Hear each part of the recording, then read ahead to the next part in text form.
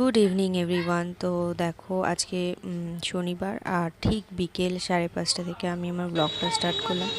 আর মাম্মা আর পাপাকে আমি ক্লাস থেকে এসে নিয়ে আনতে এসেছিলাম, আর ওগুলো ফুচকা খাবে। তো আজকে ছিল ঠিক মানে মেঘলা মেঘলা ওয়েদার।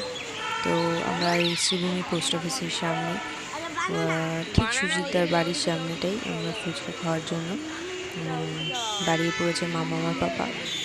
আমরা খাবো না, কারণ আমরা একটু শর্মাতে যাব, শর্মাতে গিয়ে চা খাবো। তো মানে ভীষণ স্পেশাল চা হয় ওখানে। তো তো বোন জোর করে একটা করে শুকনো ফুচকা ওই লেবু একটু মশলা দিয়ে দিল, তো ওই খাচ্ছিলাম। তো বোন বলছিল দারুণ লাগছে খেতে, তো ওই একটাই খেলাম। তারপরে মাম্মা আর পাপা দেখো ফুচকা খাচ্ছে।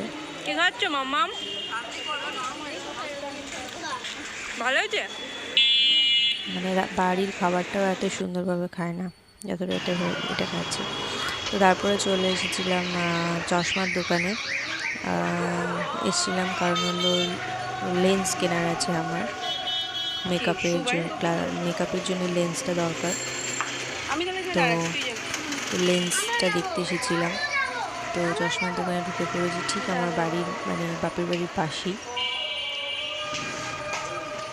তো মাম্মার পাপাও আমার সাথে ঢুকেছিল। তো তারপরে বোন ঢুকে দেখো বোন সানগ্লাস দেখছিল, তো এটাই বেটার লাগছিল দেখছিলাম। তো অনেকগুলোই দেখলাম, দেখার পর এটাই সব থেকে ভালো লাগছিল।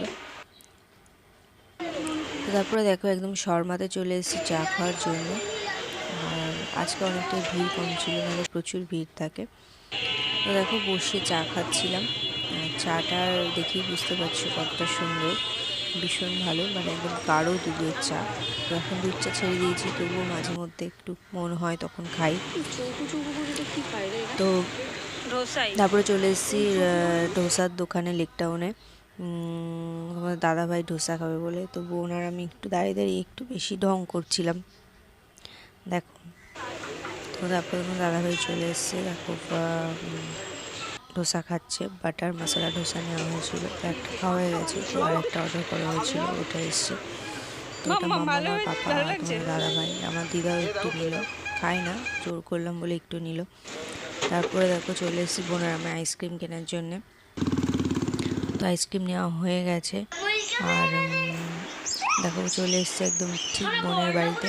আর মাম্মা আর পাপা ড্রেস চেঞ্জ করে ফ্রেশ হয়ে এখন খেলছে। আর দেখো তারপরে খাচ্ছিলাম কাজু বরফি, দেখো মাম্মা আর আমি। তারপরে দিদা চা করে আনলো, চা খাবো। তো বাড়ি চলে এসেছিলাম, আমার বারান্দায় একটু দাঁড়িয়েছিলাম দেখো। আর তারপরে বেগুন পোড়াচ্ছিলাম, কালকে ছিল শনিবার যেহেতু।